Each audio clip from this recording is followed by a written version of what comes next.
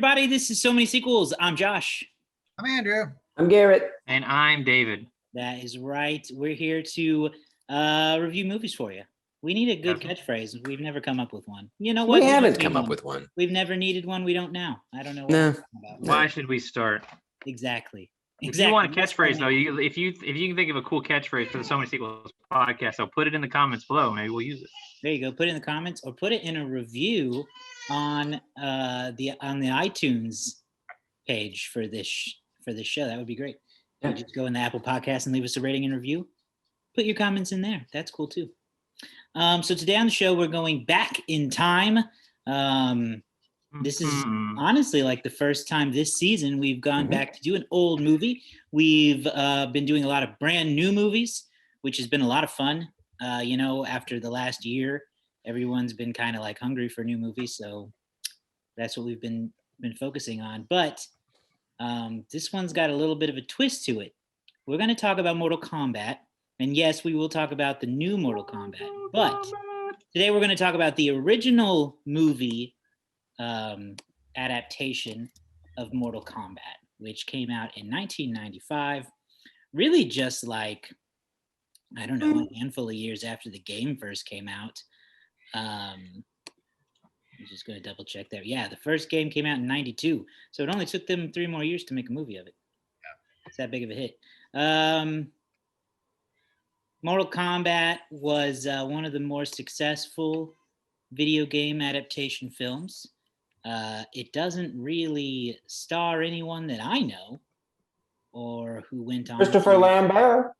I don't know him, and I thought his acting was among the worst. Highlander. Sonya Blade, I didn't even realize this till I was watching it. Sonya Blade is played by the girlfriend of Adam Sandler from Billy Madison. She's also, at some point, I don't know if she still is or was, but she was Pete Sampras' wife, the famous tennis player. Damn. She was really famous in the 90s. She had a lot of, well, I say really famous. She was recognizable. Yeah, I don't think Billy Madison's girlfriend is really famous. She was recognizable. Let me rephrase. There you go. That's started with a V. I will say that I do recognize the man who played Shang Tsung. His name is hang on a minute. While he looks, Robin Shaw was in Beverly Hills Ninja with Chris Farley. That classic. Y'all ever going to name anything these people did that was like good and successful? They didn't do anything good and successful. Highlander is culty, like cult classic. That's true. It did come out first though. Yeah. So this is like he was going well and then he did Mortal Kombat. So Mortal Kombat, the first in a series of I think only 2 like continuity continuous movies. And of course they're rebooting it now. So who wants to go first in talking about Mortal Kombat? Was this anyone's first time seeing it? I don't think so. I don't think so. Okay, same. So let's do first impressions then, since no one has a true first impression. I'll go since I love this movie. Knock it out. Unabashedly, big fan. Love this movie. One of my all-time favorites as a kid, which carries over hardcore for nostalgia reasons. I won't say this movie's good. I struggle because I try to look at it objectively, right? Mm-hmm. As a fan, I love this movie and I will love it always and forever, defend it forever. But it's not great. And I'm aware of this. And I think that's why I love it is because it really just leans into the cheesiness. It really is a decent adaptation of the game as far as like some of the things that you see. And it really is, in my opinion, one of the better video game based movies. Most of them are worse than this. I think some of the fights are really good. I enjoy the Johnny Cage and Goro fight. I think it's decently choreographed for what it is. I think the Goro puppet looks pretty good for what it is. I laugh every time that Johnny Cage does that splits and hits Goro right below the belt. That's part of the game. That's a move that he does in the game. And so while silly, yes, it does hold true to the game. And so I think that's why this movie is interesting because it does incorporate a lot from the game, which is cheesy and stupid. And the whole premise is cheesy and stupid. but I love every minute of it for the most part. Then that's me. Yeah, for me, it's kind of funny. The Johnny Cage and Goro fight is the only thing that I vividly remember from when I watched it as a kid, just because it was so, it's so, I guess, unexpected. And really, it's sort of a weird tonal shift in the movie at that point, because even like Raiden, that Thomas Jane looking dude who stands in the background, he's like, hey, yeah. And he's like, oh, I'm sorry. To me, this movie feels like the natural extension of the Ninja Turtles franchise we did last year. Like, it feels like the same people were like, well, Ninja Turtles franchise is done. We cranked out 3 movies in 5 years. What are we going to do now? Someone said, we're going to Mortal Kombat. Perfect. Let's take all of our martial arts and cheese over there. And, it's like you said, Garrett, it's bad, but I kind of actually like you said, that they don't even really try to like go, well, let's make it make sense. Let's put it in a realistic world and make you think it could actually, like the character, like it just jumps right in. It makes no excuses. Every character, for the most part, just accepts that, yeah, okay, this is happening. This is every so many years or year, there's a big fight to save the world. I think the most any one character sort of reacts to it being strange is like when the boat pulls up and Johnny Cage just looks at him and looks at the guy next to him and goes, "Are they for real?" It's like, but nobody questions the fact that there's a dude walking around with a cyborg guy. It's just all normal. And you know what? I think that works. I think if they had tried to make you feel like this could really happen, or if they tried to make like if they tried to make it like that first Iron Man where it feels kind of like natural even though it's fantastic, you would have been like, BS. That said, I feel like at 1 hour and 40 minutes, the first hour takes a while, and the second 40 minutes just feels like it rushes by. Like the last I feel like 50 minutes of the movie is the actual tournament, and it's just like fight. And then, Johnny Cage says, I want to fight this guy early. And they're like, okay. And then it's just, okay, tournament over. It's just really, really fast final part of the movie. So, I feel like they could have started the tournament sooner. I feel like they put a lot of time into like recruiting and sort of telling you who Liu Kang is and who, giving you an idea of who Sonya Blade is and all that. So it's fun, like obviously there's different problems with it, but I don't know. I think if you're walking into this expecting something great, you're probably looking in the wrong, your expectations are in the wrong place.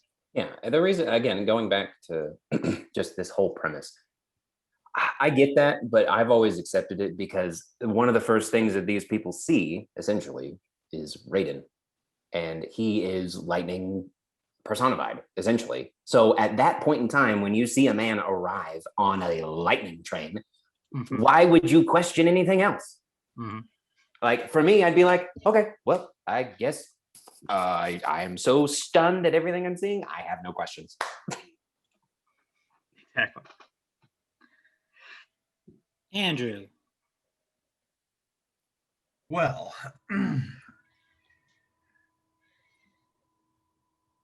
oh fuck, this movie was bad. It was just so bad. I can't believe when I was a kid, I actually saw this movie on its opening weekend, and like I remember this movie very well. Like whenever it opened up, I thought it was like the coolest thing ever. It's just like, oh man, this is awesome. And now 35-year-old me is just like, boy, this sucks. Like this is like pinnacle 90s movies. Like I will say that like when it comes to video game to movie adaptations, I don't know what they're getting wrong. I don't know how that dynamic is supposed to work, because none of them have worked. Not a single one of them have worked.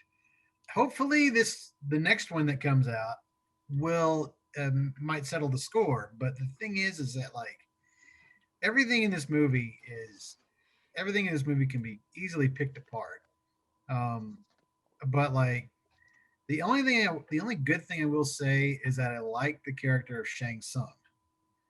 Like I thought the guy who played Shang Tsung um, was did it really well. I thought the guy who played uh, Liu Kang did it really well. Everybody else, like even the fight scenes, I will say that the fight scenes felt very choreographed, Mhm. and I did not like the Goro fight. The Goro fight, like he was the only thing he was doing was just this. I like the impression. Perfect. That's all he was doing. Mhm. And Andrew, there's a thing here. You could be a great Goro impersonator, I think. You can make money off Halloween this. costume. Get that man 2 more arms. Yes. Perfect. right here, but like 2 more arms. but anyway, no, um, there's it's not supposed to be good, but yeah, you guys are right. It's not supposed to be good, and the fact that it's like Look, I know. So that gets said a lot. I just got to interrupt. But no one on this earth makes a movie without the expectation of it being good. That is not I a think thing. they did think it was good. I think I they do were think really they into think it. it's good. I No will one goes say and makes a movie and goes, "This isn't going to be great, but we'll make it." this We're making movie. it to be bad. I disagree with Andrew in a sense that this is a good adaptation of a game. The game itself is not great as far as like a storyline. And so for this movie to take that and adapt it in a way that is true to the game in a sense, as far as the characters and some of the things that they incorporate, this is a good adaptation of the game. It is a very good adaptation of the game. Okay. It's not a good movie, but it is a good adaptation of the game. It's one of the, again, in my opinion, one of the better video game adaptations. I mean, look at Doom and Super Mario Brothers and so many more that exist out there that are hot trash compared to this one. Mhm. So this is a Hitman. good video game adaptation movie in a sense of comparing it to the other ones. Again, doesn't necessarily make it a good movie, but you look at the results of this one and it was successful. There's no question that this was a very, very successful movie. but like, was it successful by default? It was successful in many, many ways. Financially, it got this. David, do you have those numbers offhand? It's like it made $120 million on an $18 million budget. Yeah, it was the number one movie for 3 weeks in a row. Like this was a successful movie. Yeah. Yeah, and and I think the IP, carried it a lot. Mortal Kombat, one of the most. I mean, easy to say it's one of the top 10 most iconic video game franchises. Whether or not it is as beloved whether or not today's iterations are as beloved as those original ones. When Mortal Kombat came out, it was up there with like rock and roll music and like really edgy MTV television. It was a violent video games, that parents wouldn't let you listen, didn't want to let you play. It was a cool game. So the IP of that had to attract a lot of people to come check it out. And I think, I don't know, it was a different time for movies. They didn't get, major, A-listers or even B-listers back then, these kind of things. So I think that by most measures you could give it is probably pretty successful in general. They did try to get except obviously critics aren't going to love it, but I mean, were the critics ever going to love it? I guess they did try to get some A-listers in this movie. Sean Connery was originally cast as Raiden, but then he read the script and went, "I'm not going to stop playing golf for this."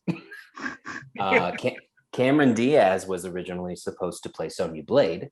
She broke her wrist right before filming started. She wasn't an A-lister at the time. She was just coming off The Mask. but she was going to be in it originally. And they had a lot of different casting for various parts. And it just kind of went to, basically it fell as to like who's available and who wants to do it. Because Brandon Lee was also going to play Johnny Cage originally, and then he died. They asked Jean-Claude Van Damme, and he was like, nah. And so then it went to Lyndon Ashby. So they tried. It just, they didn't have a good enough movie for it. I will say, Yeah, well, Josh, we haven't gotten around to what Josh thinks yet. I'm with Andrew. I think it's really bad. I didn't enjoy really any of it. Really, any of it. It's true. I didn't. I mean, I'm just trying to think of things that haven't already been said. But what about that a theme? lot of it has. Oh, the Mortal Kombat theme is great, but I mean that came from the game, so I can't give them too much credit for creating that. I really just think that the I don't think a lot of people have issues with outlandish or silly plots, but this one was constructed so haphazardly that I didn't think it even attempted to make sense, because it just kind of goes from zero to weird other realm mutant alien karate fights. And so there's like, I don't know, it's just not well written. It's a really bad movie. The dialogue is like laughable in the wrong ways, I think. I cringed really hard in the beginning when Johnny Cage says, "This is the part where you're supposed to fall down." But then it was revealed to be, we come out and, oh no, he's shooting a movie. And I thought, oh, okay. But then he said it for real later. And then I unforgave him because they decided it was good enough to say twice. See, I like that. I was like, oh, look at that. Look at them bringing it back around. No. Someone on this movie, there was a writer on this movie somewhere. And they were like, probably. You can definitely say that the fight choreography is pretty well done. And the effects for the time are pretty good on what is a relatively small budget. Pretty ambitious. But that said, I think this is gonna be a strange thing to say because there's so many things that have to go into it to make it good. But for the amount of mythos in Mortal Kombat, this movie isn't long enough. They tried to shoehorn an expanded big universe into a sub 2 hour movie, and that made it hard to sell, I think. Because like you said earlier, David, the last like almost 40-50 minutes is the tournament, which gives us about an hour or so before the tournament, and it's just not enough time to really set the stage for what's happening before we go into crazy fights. Then I cannot not talk about Raiden, whose voice I could not quite figure out what or why he was making it. Thank you. It was, like when you hear a singer and then you see their face and you're like, "Whoa, it's dead." That's how his voice is. You're a coward, sorcerer. It's clownish. It reminds me of. It's not intimidating in the same way that I don't think Hardy is intimidating in Batman. I thought you were just gonna say Christian Bale's Bane or Christian Bale's Batman. No, not Christian Bale's Batman. Tom Hardy's Bane. It's just not. It's so silly. It sounds goofy. It sounds like he's speaking from back here. Yeah, it's very odd. It doesn't really match his. It doesn't really match his face. You're right, because like I said, the whole time I was watching, I was like, man, Thomas Jane hasn't aged in years. I don't know if you guys know who Thomas Jane is, but yeah, I was like, he looks great here. Why is he doing this really weird voice? I said, he's got a fine voice. Turns out not Thomas Jane. But it was, I think to what you were saying, Josh, this movie is really ambitious though for a lot of things it does try. The computer generated reptile the Goro puppet suit thing. The freeze stuff that Sub-Zero does. You know, when he freezes that guy and he turns and he like smashes into ice in front and like the head rolls out. I was like, holy crap, that was a really cool 1995 special effect. And the sets look great, you know, look pretty good. I mean, they're not as quite as atmospheric as they might be today, but the production design and visual effects effort was here. It just obviously doesn't hold up today. And I kind of feel like, honestly, performance wise, all the actors are kind of like as good as they kind of could be with it. You know, like there's not really, I don't feel like there's that much they can do because a lot of it is rushing to the next thing. Really, it's just like Raiden and Johnny Cage were bad enough that were so bad it distracted me, and then everyone else was just there. Neither good nor bad, just kind of there. But anytime Raiden or Johnny Cage was on screen, I was just like inner laughing at the silliness of their talking. Josh, we lost you. Garrett, we lost you. David, both of them here. I can see Andrew. Andrew, you there? I can see you too. Oh, we're back. There you guys are. There we are. That was interesting. That was a long pause. I thought I did that. Nothing changed. Nothing changed for me. So I just saw Andrew pointing at everyone who was gone, and I was like, "But everyone's still here. I don't understand." Yeah, I was in the same position. You guys screens both went like, okay, let's. I think we lost Andrew too. Oh, no, Andrew's gone. There he's back. Okay. I don't know. All right, let's get back. Well done, sir. Anyway, yeah, I didn't like it. So I want to add to something here. I think Garrett, you mentioned something about Jean-Claude Van Damme being tapped for this. I think it's really interesting that they got him, but he didn't accept it because he was too busy shooting another film, Street Fighter. To add to that, Johnny Cage was based on Jean-Claude Van Damme. Yeah. So I mean, it's real interesting. So he read the script. He didn't want to do it properly. Oh, he went with. Street Fighter not that era, but which had it had a better cast. I'll say that it had a way better cast. What movie gets talked about more? It's on film. That's true, but like the thing is that like the only good thing I can take away from this is that like I like the adaptations of some of the video game characters, but really in this movie, I feel like there's just no motivation. Like the end of the world. You see, but like, yeah, but it's like I know what you're going with because it's like I said earlier. It's just there's not enough time spent raising the stakes. It just feels. Well, it does feel like it's just kind of. Well, we don't really see, and I guess you don't really see the final boss, like what they're actually trying to stop until the last like 11 seconds of the movie.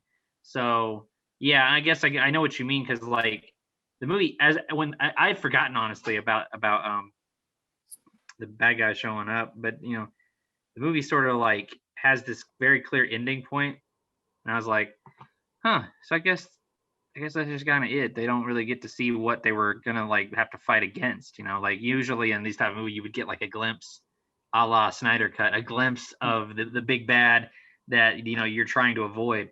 But then he does show up. What a cliffhanger ending. Yeah, they shouldn't have done that. I mean, they were setting up a sequel, obviously.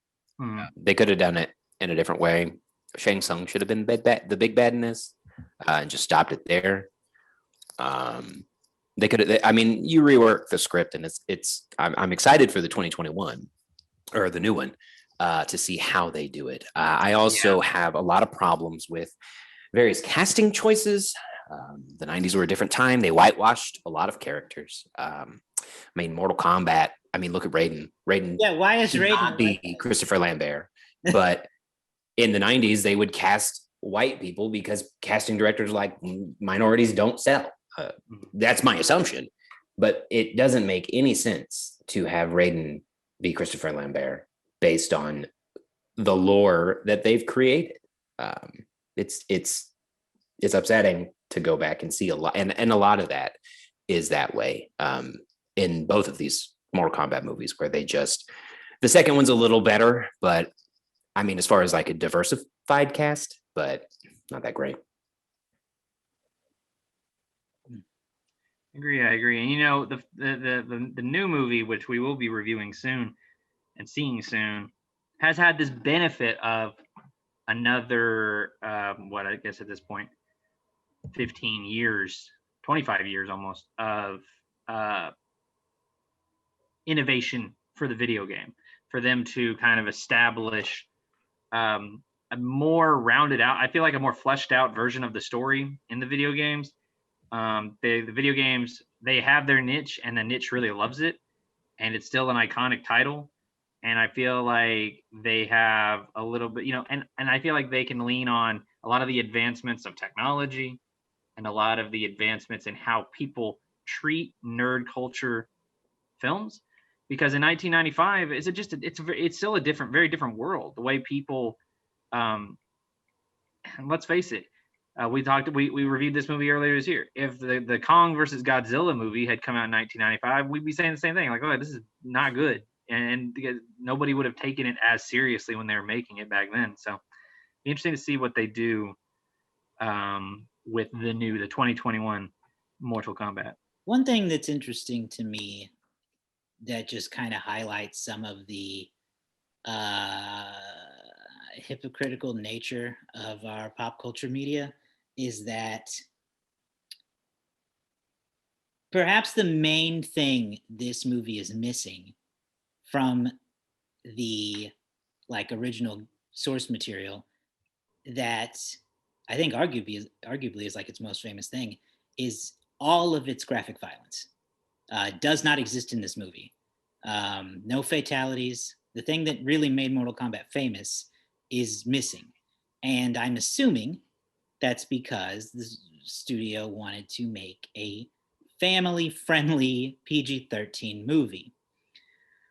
But where I get caught up in well, isn't that hypocritical thoughts is that problem wasn't had with making the game. The game is not a family game. It's not a children's game.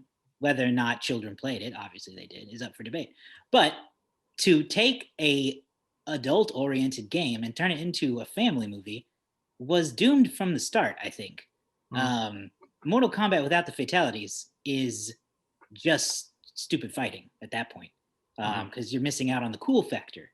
And you know, Mortal Kombat was one of the original games that prompted the ESRB and the rating system for video games. There were U.S. Senate hearings about it. This is absolutely stupid, but they pushed it to the point of this is how the games are going to be, and then the movies fell apart in that regard. Up to now, where the 2021 version is coming out, and I actually don't know offhand if it's rated R. I'm pretty sure it is. But I knew for at least from the trailers that it contains the graphic violence that's been missing from this franchise on film for decades now. So that was interesting to me. Was I think Mortal Kombat as a game is a lot less silly when you see how violent it is. Yeah, brutal. And then when you take that out, it's kind of just clowns. Well, yeah, that's kind of a little bit the issue that we had with like Ninja Turtles was there was all this there was kind of all this uproar from parents about the Ninja Turtles using their weapons, right? So in the first two Ninja Turtles, they never use their weapons. They just do a lot of silly hijinks. And when you can't see the characters do the things that you expect them to do, like use their nunchucks, use their swords, it's just kind of like, okay, they're just guys in turtle suits. Right. That was kind of this. It was like, well, they're not really like doing some of the crazy stuff. Like I expected Goro to rip that guy in half or something. So yeah, they couldn't because they were shooting for a PG-13 movie, and I think in 1995 that makes more sense because of all of the issues going on. You can't get 13-year-olds to go see a rated R movie because their parents won't take them. Right. So you have to shoot for a PG-13 rating in 1995 because it's more difficult to get parents to go take their kids to see Mortal Kombat when they are already actively hating it. It wouldn't have made as much money. Plus, the censors would not let a human die on screen in a graphic way. That would give it an automatic R rating. So in order to compensate for that, they showed non-humans or monsters being killed in relatively graphic ways. Look at how Scorpion died with his head being chopped off and the orange blood shooting out. Goro falling from the cliff. Those are where they tried to make up for that. But because they were shooting for a PG-13 movie, they could not show a human being executed on TV because that would executed because that would be an automatic R rating. But non-humans and monsters are perfectly fine for some reason. The video game would have had the equivalent of an R rating, and we had no issue selling that to kids and parents. So that's where I'm just like, I don't buy any of this. This is all. It's possible. I just don't think I don't think parents would have let their kids go by themselves, and I don't think parents would have wanted to see it. Yeah, it's interesting, and there's no collaboration there. Or whatever, and play it. That's where I'm like, your parents aren't. I think for 2021, I mean, you can kind of thank Deadpool, you can kind of thank Logan for being highly successful R-rated films that probably gave the studios a bit more comfort to say, you know what, we can make a lot of money on an R-rated film based on a really popular graphic IP.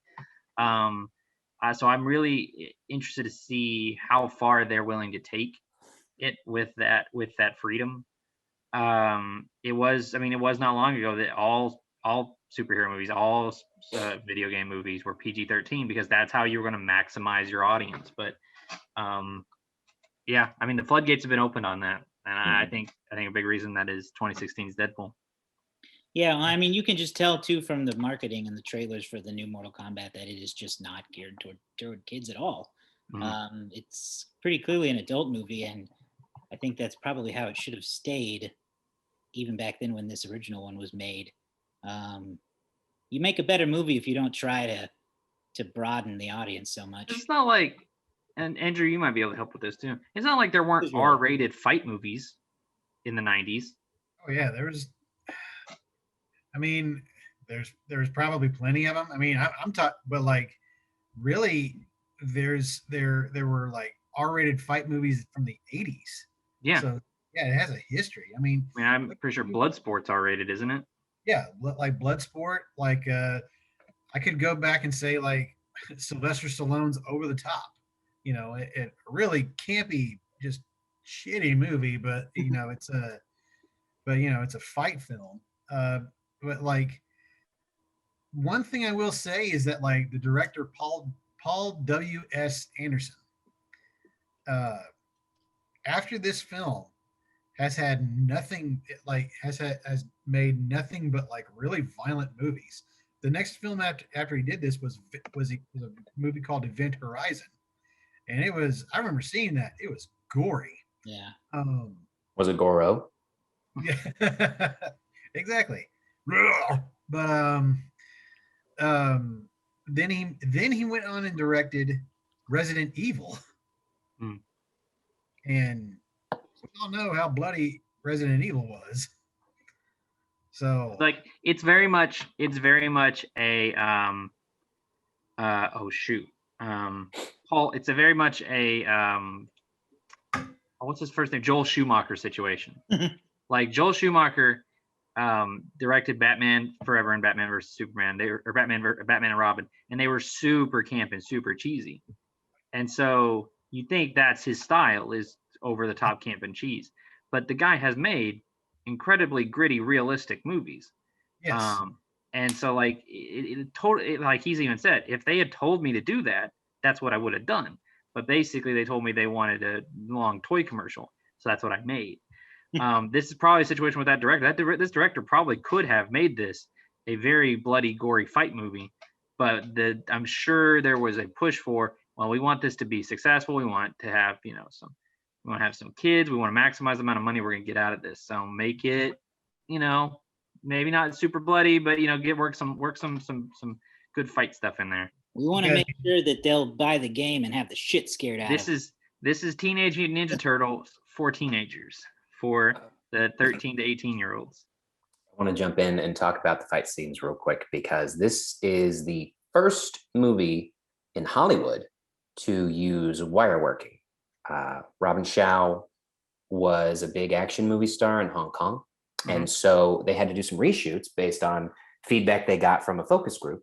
And Robin Shaw was put in charge of the fight choreography because of his experience in Hong Kong. And some of the reshoots didn't need everyone. So they put him in charge of that. And he brought in the idea to use wire working before The Matrix. And so he really helped spearhead a lot of that technology for The Matrix. So again, this movie does really do a lot, and it is a impactful movie for a lot of the things that it did. Again, it's not a great movie, but I think it does deserve some respect for what it has done for video game movies, for the fight choreography that it does, for some of the early special effects that it has, because you watch this movie and then you compare it to Annihilation and it's just trash. I mean, absolute garbage, the effects and everything else, but especially the effects. And so to watch this movie now, the effects really aren't terrible. They hold up relatively well, knowing that this movie comes from 1999 or 1995. And I still think the fight scenes overall are well choreographed. Maybe not necessarily well executed, but I think this movie has a lot of really good elements that people kind of overlook because of the overall badness.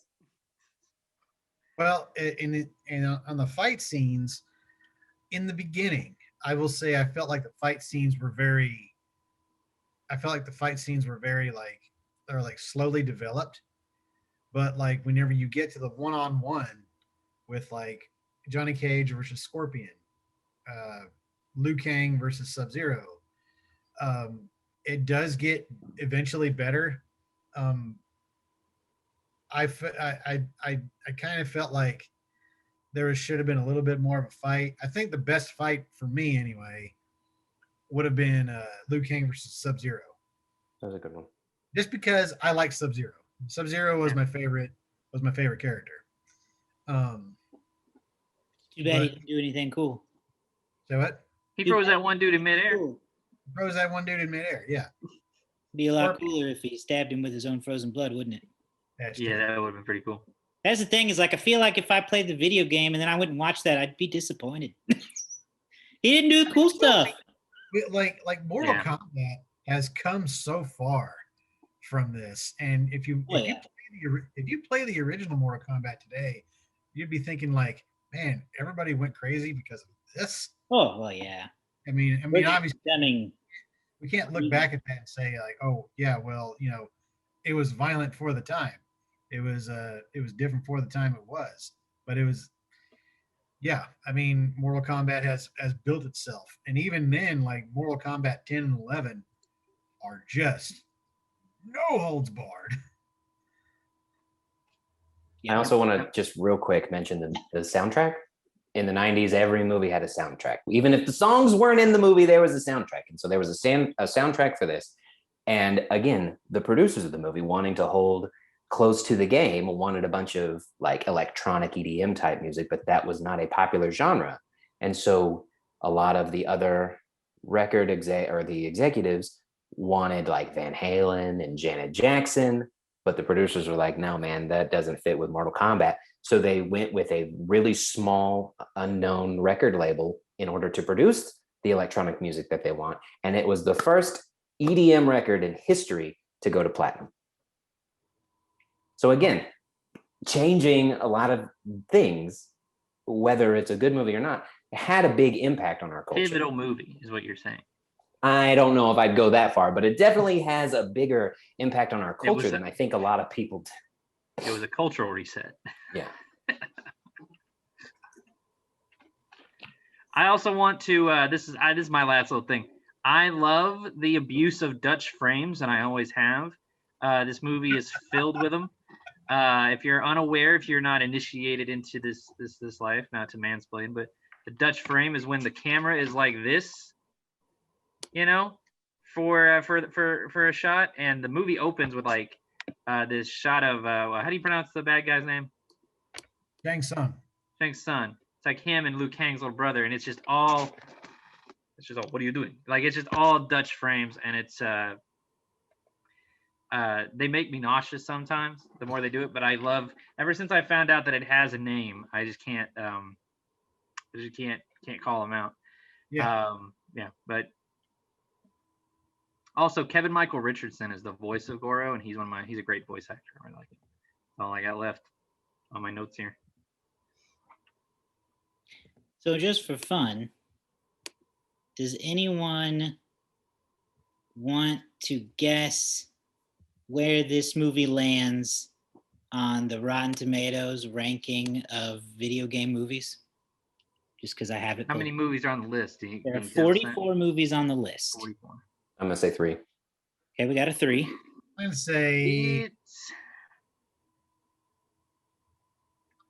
gonna say 8. We got an 8. I'm gonna say 17. Whoa, 17.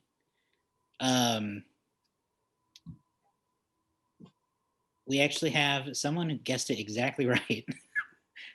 And it is Andrew. It is Oh, you don't get Number anything 8. for Way to this. go, Andrew. This was a fun Nice. bonus game, but and that's based on the thermometer ranking. can you tell me where You know, Annihilation's that's very at? interesting because I watched this on Annihilation is Peacock. number 43 of 44. Good. I watched Super this on Mario Peacock. Bros. Sorry, David. No good. Now, this is gonna be a whole thing. I just assumed Super Mario Bros. Was the last one. No, Super Mario Bros. Is number 19. I wouldn't even.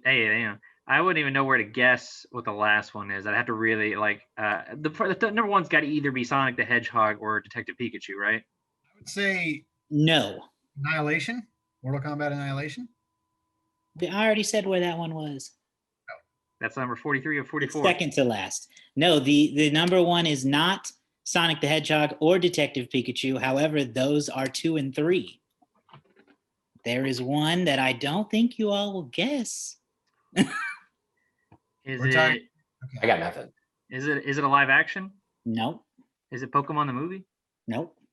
Can I take one guess? Sure. Alone in the Dark. That's the worst one. Sucker. That's You went the complete wrong way. That's a complete wrong way. Great guess. Wouldn't have thought of Alone in the Dark in I don't know million what that years. is. Great job, Andrew. But you were like, I know what the number one movie might be. Alone in the Dark. Actually, it's the number. It's last. It's actually dead last with a Rotten Tomato score of 1. Oh, Is it the Angry Birds movie? Oh, you are very close, but I'm going to give it to you. It is the Angry Birds movie 2, Oh, okay. which has I a didn't even know that was the 72%. second one. Wow. A lot of people don't think about Angry Birds as being a video game, but A lot of people don't, but that second one has very high reviews.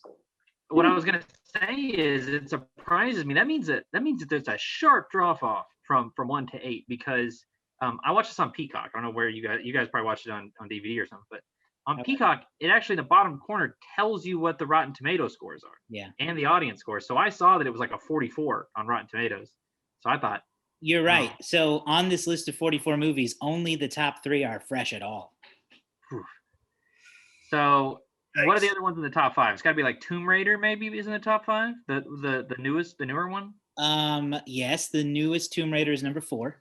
And then Um, is Prince of Persia in there? Not that high.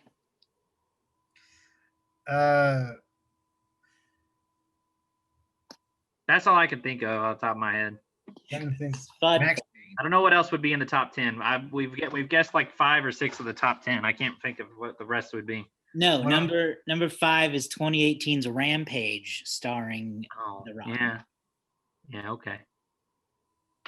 Is any of the Resident Evils in the top 10? No. All right. What about Max Payne? With Mark. Mark Wahlberg. Max Payne is number 30. What's number 9 and 10? Just tell me what's 9 and 10. Number 9 is the first Angry Birds movie, Okay. and number 10 is Prince of Persia. I give up. How fun Now is I feel complete. I feel complete. good? I'm glad. All right. Well, should we So- move on to the box office stats, or do you guys have anything less to say? I just want to talk about Annihilation real quick because it's bad and I don't want anyone to watch it. So I'm just gonna go over it real quick. Basically, they recast everyone. Johnny Cage is different. Johnny Cage dies 5 minutes into the movie, doesn't come back. Sonya Blade is different. Whatever, it doesn't really matter that much. Raiden is different. They like eventually cut his hair, and it's weird. Throughout the movie, there's a lot of like really misogynistic issues. They've got an unnecessary, like one of the best fights from that movie, in my opinion, is Sonya Blade and another woman who they don't name or actually acknowledge is real in any way, shape, or form. She just shows up and they fight. But the whole point of the fight is to just have Sonya Blade, who's in a white t-shirt, roll around in the mud. And then you have Jax come in who goes, "Oh, you look good in mud." And then there's another woman that they meet where he compliments her great set of legs, of which are good for kicking, is what I mean. And then you have Raiden also come in and say, "Who's that woman? Does she fight as good as she looks?" And it's just throughout the whole thing, unnecessary. And then it ends with and I do recommend you go watch this. One of the worst CGI animal battles that I've ever seen in my life. It is so atrociously bad that at some points it looks like they did stop motion of the CGI. It's horrible. I do recommend that just for sheer entertainment. Yeah. But overall, don't go watch Annihilation. Just don't worry about it. It doesn't exist. It's not real. I've seen Annihilation often cited if you look up on YouTube videos like worst line deliveries in cinema history, or worst dialogue in cinema history, or worst performances. Mortal Kombat Annihilation comes up every time. It's usually the same clip. I don't know what the character's name is, but she goes, "Too bad you will die." Yeah, that is weird. Queen Sindel. Bad. I love that you do it. Bad. Yeah, I know everything. Mortal About Kombat. Mortal It Kombat. might be one of those Good Burger movies for Garrett. You know, I think it is. Garrett Definitely has possible. he has a Good Burger gene, and there are some movies that are Good Burger movies, and Garrett likes them. This is definitely one. This, though. Wholeheartedly bad. This might be the perfect blend. Mortal Kombat 1 might be the perfect blend of Good Burger and Crank, which are your two movies. This is true. But I will never mock anyone for liking a movie that probably most people don't give a crap about, because I like movies like that. Well, there were plans I have my own for special place movies. a third one. Robin Shaw's contract was 3 movies, and Annihilation was so bad that they canceled the whole thing. Probably for the best. Yeah. Probably for the best. Cut and run, as they say. Mm-hmm. That's all I got. Hopefully the reboot is way better. It will be. Just the trailer is. And we'll talk about that next week. So let's go into the box office stats here then. This movie opened up August 18th of 1995. It was the #1 movie that weekend, bringing in $23.2 million. It beat out movies like Dangerous Minds that brought in $10 million. A Walk in the Clouds brought in $7.5. Something to Talk About stayed put in the #4 spot with $5.5 million. And at number 5, dropping from the number 3 spot, was Waterworld with $5.3 million. Not a bad What week was Dangerous Minds in, David? It was in its second week. Okay. It dropped from the Mortal Kombat knocked it from the #1 spot. It was 3 weeks in by this point, but I also want to note that Babe was in the number 6 spot, and that movie won an Academy Award. Yeah.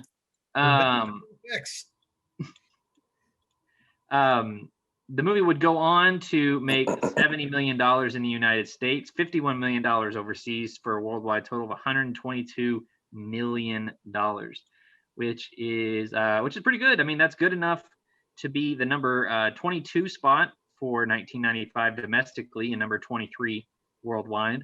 #1 movie in 1995. You can listen to our review of it right now. It's Toy Story with $191 million.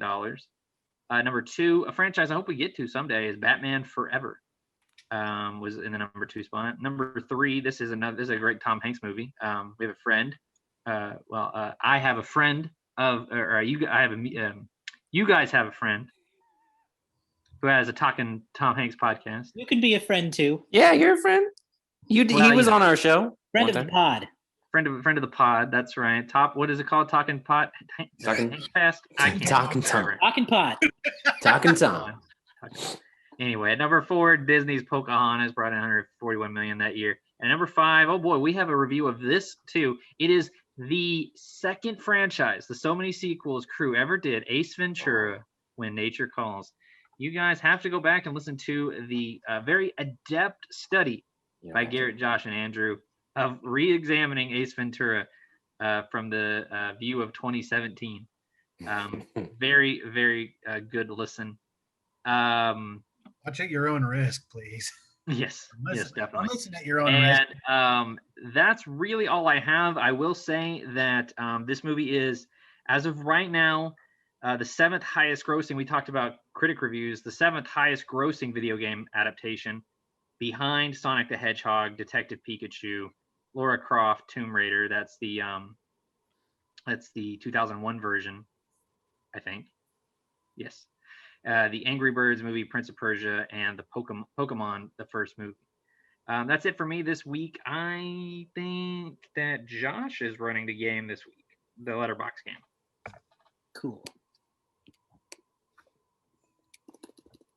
Let's get that pulled up right quick. I don't know. This is going to be tough for me.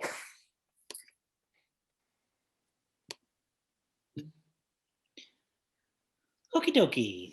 Who wants to start the bidding?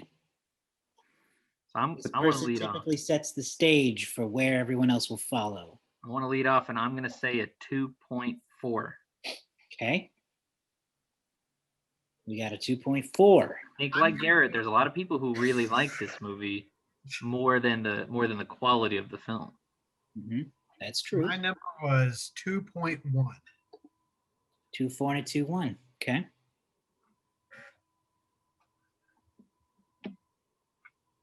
I'm going to go higher, obviously. Trying to think like me with people who would rate it. I'm going to go 3. I'll give it a 3. Okay. Well, no one got it exactly right. However, one person was off by just 0.2 points, and that person was David. Final score is 2.6. Better than I would have thought. 2.1 was too low. 3.0 was too high. That score is just too damn high. With that, Garrett, Josh, and I are all tied at 2. Andrew still has 1 win. But we'll get there. At least as far as I know. Yeah. It's anybody's game. There's some mystery Still games early. out there that I haven't listened to yet. Yep. But yeah. So there we go. I would rate it. I struggled with this because I think it's either a 2 or a 2.5. I think I'm going to give it a 2.5 because while it's not special for me, I realize that it is kind of like it has a kind of a cult following, and so it's not for me, but I think it's not good enough for a 3, so I give it a 2.5. Okay. That's fair. I give it a 4 arms, 4 Goro arms. I think that's what he meant. He did a Goro impression. That's what he's known for. So Andrew gives him 4 stars. So Josh? no. This is Oh, you messed up, Andrew. I don't know what to tell you. 4 stars from Andrew. Moving on. Next. Andrew rated this higher than The Lion King. Wow. Well, Terrible movie. 4 stars. No, Andrew. What do you? That's his way of doing things. a 2 from us. 2. Wow. Okay. actually no. Okay. I'm gonna give this a 1.5. Wow. Oh, drops it. Even Dropped more. it. Okay. That's okay. Well, Mad respect. I'm gonna give it a 1. Mad respect. Just really not good for me. And I don't think its cult status makes a movie good. 4 stars for Garrett. I am Oh, very aware that this is not a I 4-star. appreciate Hold on, that. hold on. I respect I am that. very aware that this is not a 4-star movie. This is Yeah. not a 4-star movie. This is a 4-star movie for me.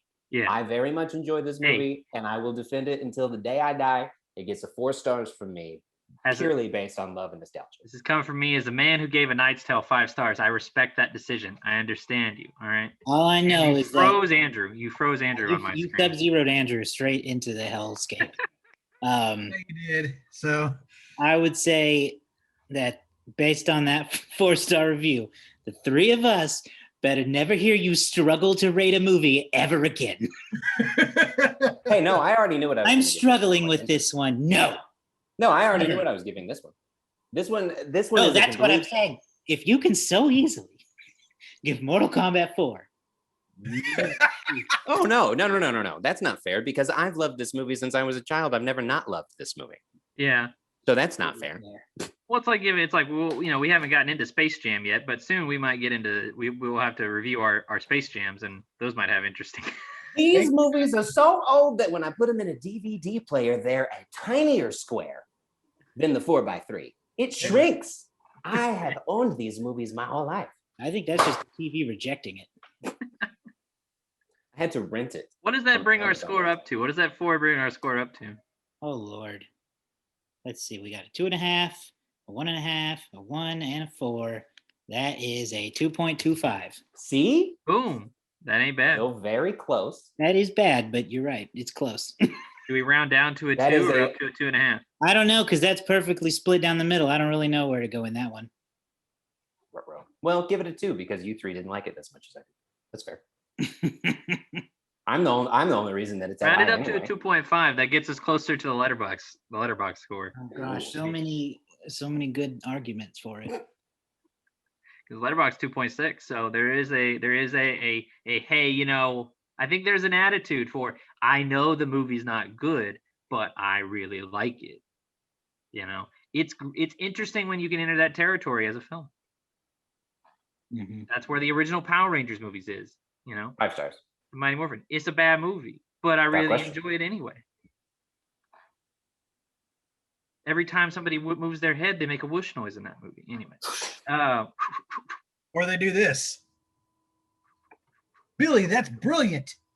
All right. Awesome. Where's the They do that a lot. You're right.